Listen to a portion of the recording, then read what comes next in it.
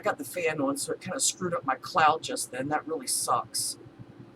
Anyway, Chowder vlog time. So hey everybody, I hope you're all having a great day. I hope your 3-day weekend was amazing. I hope you had amazing barbecues and grillings and cookouts and family events and friend events and good times, good fun. And I hope the bond was not set too high. I know how that can be. When your bell is set entirely too high and you're like, I don't even have that much money. But today I'm vaping buttery scotch. It is Shade Tree Vapes. Obviously, Shade Tree Vapes, because that's what I do. And it's delicious. It's the best butterscotch I've ever found. It tastes amazing. Today, I have one little story for you real quick. The neighbor's dog next door got bit by a copperhead, and I found him like that. The neighbors weren't home. I got a video I'm going to put up about that. I happen to have my camera on hand recording their other little dog that they have because he got out of the pen. So anyway, he killed the snake, but not before the snake bit him. It's a pit bull. It's the black and white pit bull that bark echoes into his metal bowl and into his dog hut there, his little igloo. It's him. And he got bit in the mouth, and it was awful. The swelling, it was just terrible. But he went to the vet today. He did go to the vet. I gave him, because the neighbors weren't home when it happened, so I gave him 2 naproxens for inflammation and for pain. And I gave him 1 Benadryl and it's like antihistamine, just so that his airway could open up some more, because that's one of the problems when dogs get bit in the face and all around the snout and shit, is the swelling can close up their airway, and it makes it really hard for them to breathe, and they panic. And when you panic, you get an adrenaline shot there, and you're pumping the venom more, whatever venom actually made it into the bloodstream. So you want to keep all that calm. So I did that because the neighbors weren't home, and he's fine. I took him to the vet. I don't see him out there. So he's either laying down out there since they got back, or he's still at the vet. I don't know. Probably still at the vet, because they got to make their money off of the dog now. But even though he's fine, he's fine. I checked him this morning, and he was way better. Way better. I'm so glad that I found him probably within 20 minutes of him being bit. It had just happened. But anyway, I've just, been on a no makeup sabbatical, like I talked about in my last Chowder vlog, and Brian Blues made a point to say 15 minutes of me talking about no makeup and not brushing my hair. Take that. There you go, Brian. I mentioned it 3 times. But I'm kidding. I love you. But I've been on a makeup sabbatical. I have not done my makeup. I've been on strike. I haven't been brushing my hair but like once a day, and then it's like wild and crazy everywhere, and I'm like, I don't give a shit. But since I got out here to this little place, I'm just more focused on what matters and what doesn't. Mom, Dad's on the phone for you. Can he call me back after a while? Tell him I'm in the middle of a vlog. He said it's probably going to be after 5 because he's on break. Okay, that's fine. I love you, bye.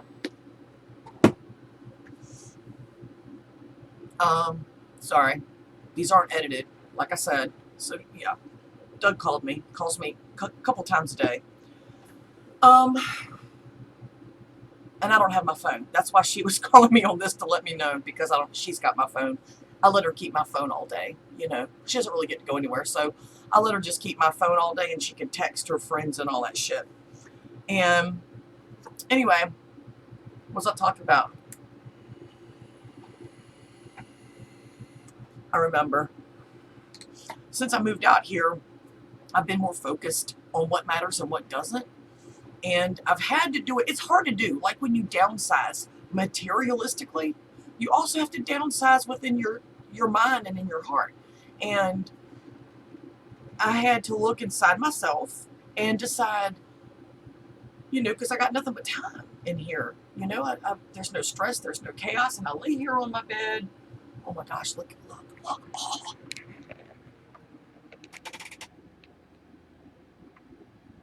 Oh. So sweet. Anyway, he's a little butthole. He's usually chewing on my feet and driving me insane. But I laid here in the bed one night and I thought to myself, what's really important?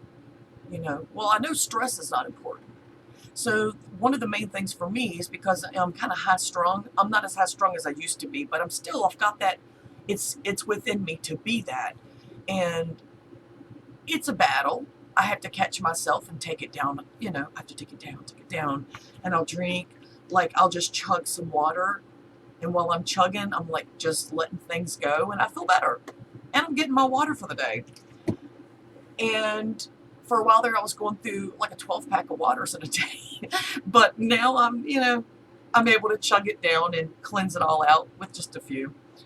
But I laid there in the bed and thought, if I had to run for my life, whatever the scenario, be creative, use your imagination. If I had to run for my life and just go, never to return, what do I grab? And I meant mentally, not outwardly, not these things that we fill our lives with. I'm talking about inwardly. What would I need to grab? What do I have? What should I hold on to? What's going to benefit me? And I came to terms with a lot of things that I thought I'd already come to terms with. I really did. I guess it's called spring cleaning for the soul. That's what I would call it, because every time you think you've done all you can, you turn around and it's overdue again. Before you know it, you're like, God, I just did that like 3 months ago. Well, it's a constant maintenance thing. So, like, you're going to be surrounded by people that just want to tear you down and throw bricks. And I decided to use that metaphor of just, taking the bricks that people throw at me and use it to pave a path to happiness. And that's what I've been doing for a while anyway. And things that used to really get to me, like if an incident would happen, it would send me through the roof. I would be out there. You couldn't slow me down. And these things don't affect me that way anymore. I know I'm rambling at this point, but I'm just trying to make the words for you to understand. I don't care about those things anymore. It's like it's there. It's like a pebble on my heart instead of a boulder for just long enough for me to do my chug and cleanse. And then I go, oh well, it's, that's on them, not me. There's just people that have things that are weighing on their hearts that they've not dealt with, and they want to lash out at everybody else for it and find fault with others, because they're only awesome if they compare themselves to someone that they see as bad. I'm only better by comparison, because if you stand that person by themselves alone, and I've dealt with a lot of those people in my lifetime, I really have. But if they stood there by themselves with no comparison to anybody, just pointing out their goods and their bads, it would tear their heart out of their chest. It would destroy them, because they have to compare themselves to others after they've torn the others down. And I think we're all guilty of that, even on a minor note, to some degree. Or we have been in our life, even as teens or whatever. But you got to let those things go. You've got to focus on you, or you aren't going to get well. And that's what I've been doing. And, we all make our mistakes in our lifetime. But the difference between you and others that make the mistakes is that you have to be the one to stand up and admit them to the ones that you made those mistakes to. It doesn't matter if you tell everybody else, so long as you've mended that with the one you wronged, or the one you made the mistake with. Me and Doug, I've made my problems with him, and we've mended them. Me and my kids, I've already mended it with them. My kids are my best friends, and when they need me, I'm always there for them. I'm there for them as much as they'll let me be. Once they push me away and say, "Mom, no," or they don't want me there, I back away. And I'm not gonna step on their toes. I'm not gonna force myself into their world if they feel like they can deal with something on their own, or if they don't want me involved. I back away. You know, uh, I let these things go. I let all this stuff go. I don't need any of it in my life. I need the air in my lungs. I need this roof over my head. I need Doug. I need my kids. I need my friends. I don't know. Because at the end of the day, at the end of your life, you can't take any of it with you. And who wants to leave this world with a heavy heart? If I get in my car tomorrow and I get into a car wreck and I die, I won't have any weight on my heart. I'm not going to have a millionth of a second that I'm thinking of all the things I didn't fix. You know what I'm saying? Or that I didn't at least make the effort to. And whether I was able to or not, I at least tried. But there's people out there that will never know that because they keep holding on to heavy things and not dealing with them. And that's their problem. I won't make their problem my problem. I feel bad for those people. I feel terrible for them people. Some of them have it coming. It's almost like karma coming back to call, and they're forcing it on themselves. You know, you always wait for karma to come from outward. Sometimes karma comes from inside, right deep inside. I've done it. Karma came back to me over my life one time, and it was coming from within me because my heart was heavy. And once I fixed it the best that I could, it was gone. So it's kind of like that voodoo shit. People believe in the voodoo, and then when someone puts a curse on them, it works only because they believe in it. You know, you can't put a voodoo curse on somebody that doesn't believe in it. It's the same with a lot of things like that. You know, if you know you've got something coming to you, you're going to make it happen to yourself, just inadvertently, just the way you think about everything. I'm just so rambling today. I don't know. I just feel better. I feel better since I went on my little makeup retreat and didn't do makeup or hair. And I was going to do my shout out for all my friends that joined my hangout Sunday night. It just didn't feel like the right time right now. It really didn't. But I love all of you for coming. I really do. And I want to say that I'm sorry to Jimmy Rants, but I warned you not to Google those two words. And I'm not going to say them because I'm not going to do that to my viewers. These people are my friends. Y'all are my friends. But yeah, it's your own fault, Jimmy. You had it coming. I hope you never eat breakfast the same again. I'm just joking. I'm joking.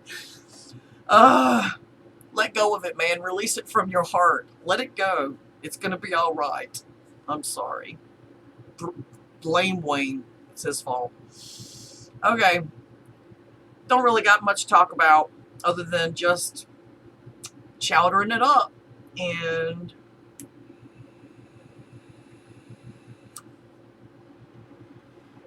I appreciate all of you. If you stuck around this long, then you've watched the whole thing. And I appreciate you for that. I do. And I hope that anything that I've said can resonate with somebody that's watching it. And maybe it'll help you either let go of things that are weighing on your heart or in your mind, or to understand better someone in your life or whatever that's just heavy. Heavy and troublesome. You know, just let it go. Let them go. Let it go. And wish them the best and move on. And be well. Be well, people. You can't take it with you, and you should not take the stress with you when you leave this world. We never know when our number's up. We really don't.